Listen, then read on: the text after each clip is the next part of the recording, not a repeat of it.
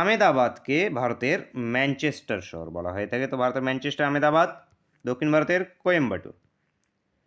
ভারতের রুড কাকে বলা হয়ে থাকে? দুর্গাপুর। মোস্ট ইম্পর্টেন্ট, খুব জিজ্ঞেস হয়ে থাকে রিপিটেডলি। বিহারের দুঃখ কোন নদীকে বলা হয়ে থাকে? কোশি নদীকে বিহারের দুঃখ বলা হয়। কোশি উত্তর অপশনে। ভারতের গোলাপি শহর কাকে বলা হয়ে থাকে? গোলাপি শহর। জয়পুরকে বলা হয়ে থাকে ভারতের গোলাপি শহর, জয়পুর। যোধপুরকে কি বলা হয়? যোধপুরে আমাদের কি আছে? যোধপুর সূর্য শহর বলা হয়ে থাকে। পাটিয়ালা, পাটিয়ালাকে কি বলা হয়ে থাকে? পাটিয়ালাকে রয়্যাল সিটি বলা হয়ে থাকে।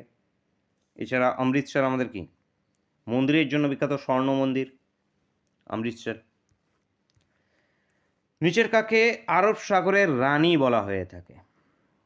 আরব সাগরের রানী কোচিকে বলা হয়ে থাকে আরব সাগরের রানী। কোচি, কেরালার কোচিকে আরব সাগরের রানী বলা হয়ে থাকে। একে প্রাচ্যের ভ্যানিসও বলা হয়ে থাকে, পূর্বের ভ্যানিসও বলা হয়ে থাকে, ভগবানের নিজের দেশ বলা হয়ে থাকে এটাকে।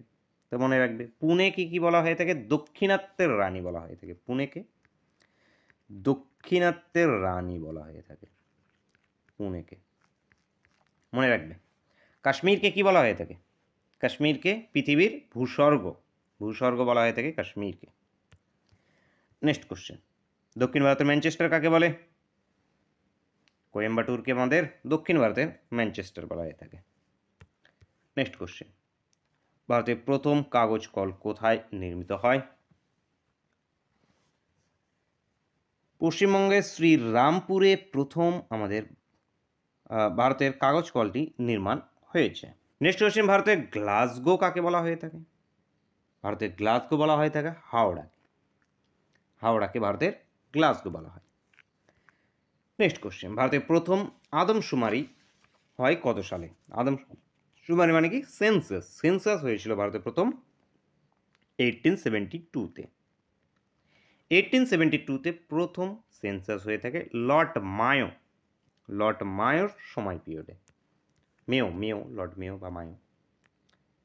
মিনাবাক্কম বিমানবন্দর কোথায় অবস্থিত?